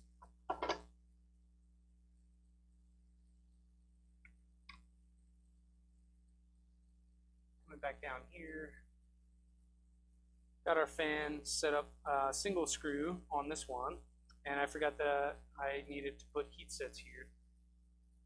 I'll do that one as well. The rest have them, so oversight on my part. Yeah, everything else we install has the right heat sets. Somehow I forgot this part. So we'll throw some of those in there as well. Get a few more of these M10s or M5 by 10s.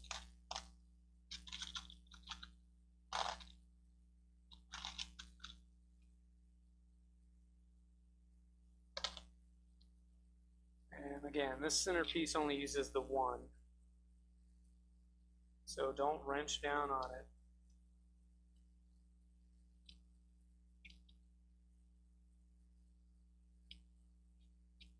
Okay, so that's that one, and then the smaller pieces use two, which is kind of humorous.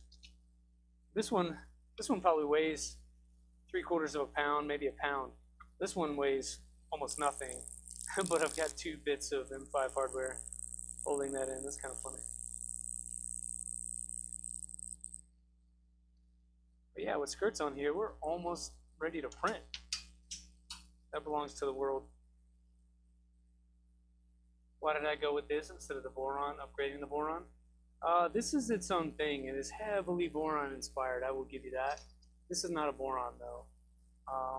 The major difference with this one, Moon, is that it takes a 30-30 frame, which boron is based on a 20-20 frame. So you're getting more mass, more rigidity on a 30-30 frame, you know, everything else being equal. And so it's a little bit different project. They also use rods, linear rods on the y-axis versus linear rails, which means I can eliminate 2 20-20 extrusions and two 2020 rails, thereby saving myself a little bit of cost. So I'm getting more rigidity, a little bit less cost, while still being able to have similar capability. So I would say it's boron adjacent. And to be a little more elaborative, I have almost every boron already, and the only one I'm missing is a legacy. And I need to build one. And while those are the ones I own, I built another 2 tridents that I don't have anymore. One for a buddy and one I sold. So 3 total tridents, and I still have 1 trident. What size? Yeah, so right now it's only 300. I would guess though, if you really wanted to go for a 350 or even a 400, you could do that. You would just need to do the CAD work yourself. A 3030 frame is what RatRig uses, and they sell up to 500 millimeter size printers. So you could get a 400 millimeter RatRig bed with heater and all that. And I just realized you guys didn't see any of that. This is what the skirts look like now. Get those installed and screwed down. You could get a 400 bed. The electricity sound is not from the software, but from the cable. Not plugged in correctly, maybe. Electricity distortion changing to electric. Okay, let me play with it.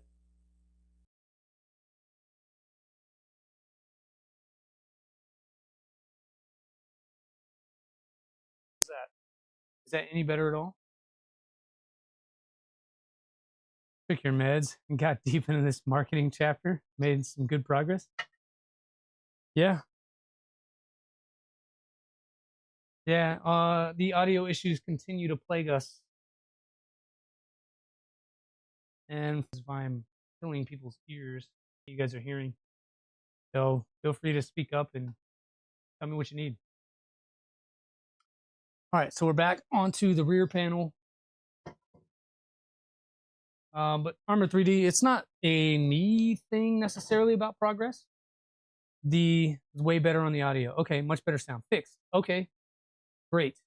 I unplugged and replugged, so thank you for the tip, Moon.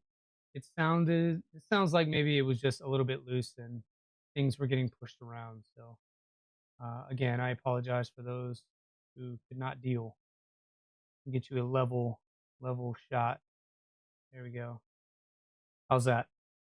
Sounds way better. Martin, thank you for everyone sticking around for that pain. Audio is my nemesis. Don't feel bad. Yeah.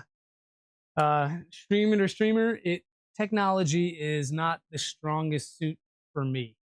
It's always something with this streaming stuff and things being connected. And if you don't have the right cables, things can get messed up. So a lot of times turning it off, turn it back on is the way to go.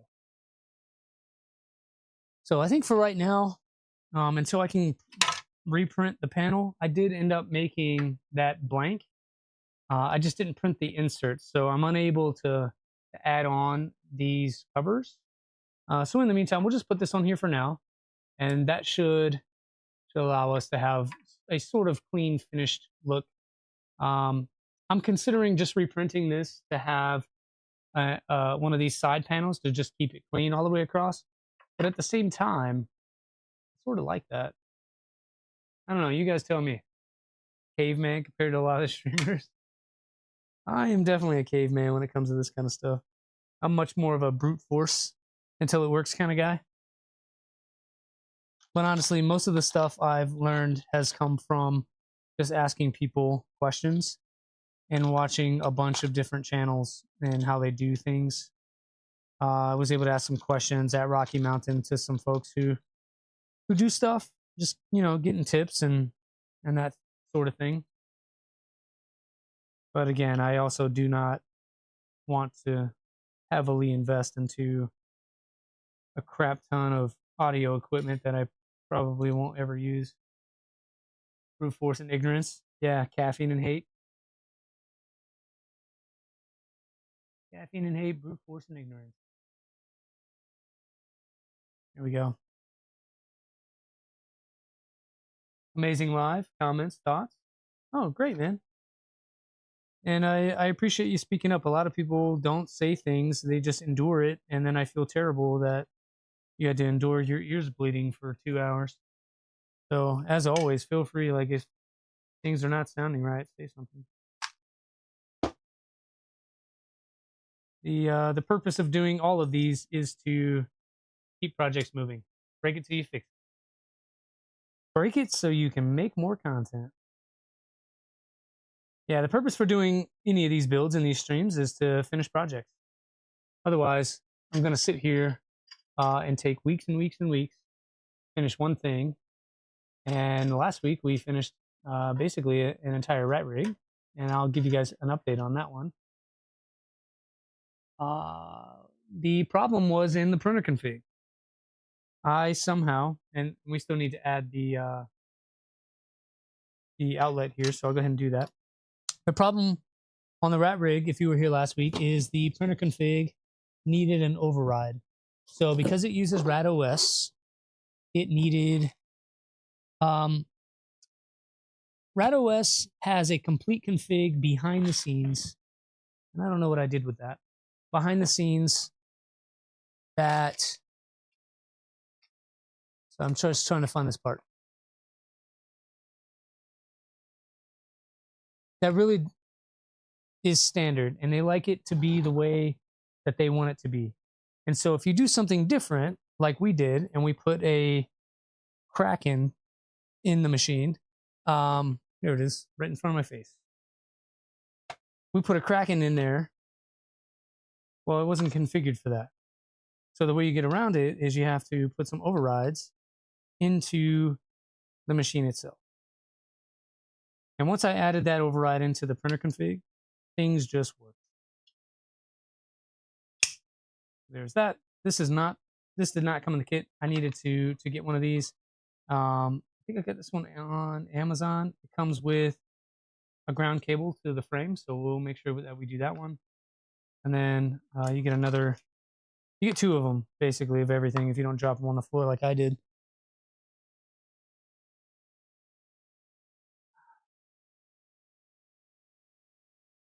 So once that gets in there, we can add. The rat rig is apparently the top of top 3D printers. The only problem keeping you is price. Yeah, it's expensive. I got mine a year ago after Rocky Mountain, and it was much more affordable back then. And then also I have a lot of extra parts too, so I didn't need some of the electronics. I didn't need the motors, that kind of stuff. I just was able to use the stuff I had in stock. And so because of that, mine was as affordable as it could have been back then. And I'm gonna look at the signs here. There's our ground wire. And then our neutral and our live. So live goes here. Neutral goes here.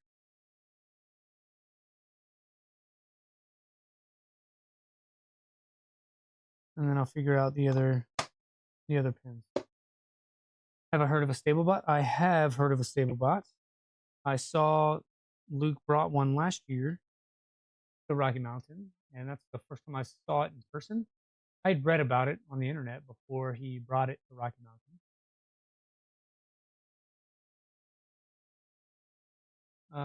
Pantheon HG3. I've heard of both of those as well. Those are pretty solid machines.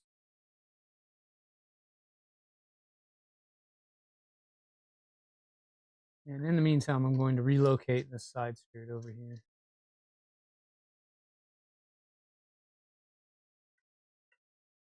Again, not really tightening them down too much. Just getting them snug on there. I think it's just your selective hearing filtering her out. Who are we filtering out? The same hearing of an 80-year-old man that was 15 years ago. Yeah, I'm getting a little hard of hearing as well.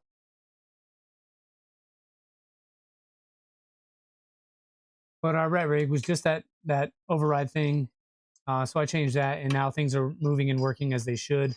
I have not finished the tuning process on it, so I still need to do E-steps, and should be able to print the first print. I'll probably just do a short on that one versus live streaming it. So I'll do a little bit of a short showing off it switching filaments and whatever, and we'll look at it that way. And then I'm going to basically just save this one until I decide whether or not I'm going to install this, or we print another one of these rear panels for the other side over there. I think it just gives it a little bit cleaner look, even if it is sort of, what am I saying? Sort of non-symmetrical. But cool, folks. Your wife says your hearing sucks. My wife says my hearing sucks too, but so does hers. So it's like a contest. I don't hear her, and then I'll say a thing, she doesn't hear me. And so unless we are looking at each other directly in the eyes and talking to one another, it becomes a thing. And we're not even that old. We're like 41. But folks, that's kind of where we're going to wrap it. We're a little bit of a standstill until I can print some new parts. For that, I do apologize. But that just means the next stream is going to be amazing. We're going to have the entire Gantry build done. You're going to get to see what the quad XY looks like. We're going to use some 2504s for the motors, and they're going to be long shaft. So that allows us to the ability to run double shear. So the double shear parts look like these right here. So we did a little bit of nicety on that, and it retains a flange bearing on the backside, and that allows us to run a higher belt tension while still supporting the motor. So I got to figure out the pulley situation, the part situation, and we'll go from there. Okay. Great job today. I don't know about that. I would say mediocre job. Looks nice if you hit the lottery. You wouldn't say, but there would be signs. You just have a fleet of Pantheons. Martin, is that what you're saying? I wouldn't mind having a Pantheon. I think it's a little more than what I need, though. I don't print a lot of nylon and things like that, so mine's more small scale. I'm really happy with the H2D, and that gives me all the capability I need to do normal prints. And then if I want to print a little bit of high material, more engineering type filaments, H2D is able to handle that. So that's where I'm at. Where I'm at with my box turtle, Jimmy John, box turtle is behind that shelf on the table over there. Haven't finished it because I need to rebuild it. I screwed up. I haven't had the time. So I'll do a little bit of an update on that when we get it going. That's the update. Not done. Appreciate the stream. You're welcome. You're welcome. You're welcome. Before we get out of here, if you guys would do me one big favor, like the stream, subscribe if able, and that really just helps us out to grow and get out there. We're almost at 300, which is super, made me feel impressed. Thank you guys for sharing and liking and all the things to make 300 happen. But it is what it is. You want an H2D? You should just get one. Tell Jeremy to get you an H2D. You're going to enjoy it. I promise you it is as good as they say. Is it worth the cost? Cost is one thing. Cost in parts. Once you total that up, you're going to get a cost. Value is something else. Can it do the things you need to do? And the value part of that is going to be individual to each person. It is plug and play. It is just print. It is just go. That doesn't mean there's not issues. I had a couple of clogs on mine using a high flow nozzle. That could be because I was using glitter filament. It could be because I was trying to use fiber filled filament. But it clogged so hard that it broke itself. So luckily I had a replacement nozzle, threw that in there, and I was good to go. But it does happen. Oh, we're besties now. Look at that. Girl, stop. What do I think of AC Cobra 3 Max combo? Heard people having problems on Reddit. I don't own one. I haven't used one. I have not even seen one in person, even at Rocky Mountain. What I will say is Anycubic is less mainstream kind of company, I think. And they, to me, this is wholly my opinion. I don't own an Anycubic. But if I think about what Creality was 5 years ago, That's what Anycubic is today. They're sort of smaller. They make machines that you're really going to have to tinker with that are not perfect. Firmware is kind of off. Maybe they use a proprietary slicer that kind of sucks and you don't like it. That's kind of what Anycubic is to me. And so I could not recommend doing that unless you really had a need for that specific printer. Realistically, most people are going to be fine with something like, I think that's a bed slinger thing, but probably bigger. Again, I don't know for sure. A1 is going to be pretty good. Something from Creality now today, like a newer one, is probably going to be pretty good. They've made a lot of leaps and bounds in firmware and printer hardware and just making things a lot more reliable. So you'd probably be better doing that. Um, I just don't know much about it. No one would know if you hit the lottery. Just keep your life as it is, just less stress. I'm telling you, I would retire from my job if I hit the lottery. I would retire, I'd move away, and then I'd have essentially two houses. One house to live in, and then one house would just be an entire workshop, and we wouldn't have to worry about space and printer builds and all that stuff. And it would be great. But that's like, what, 1 in 20 million to win the lottery? Anyway, probably going to call the stream right there. That's about 2 hours, which is great for what we were able to accomplish. We did a review on the printer itself. We got some skirts on and talked about all of how to build the gantry, but didn't really build one. So stream number 2, next part will be that. Planning for Sunday, like always, if I can get parts in time, buy less printers, maybe.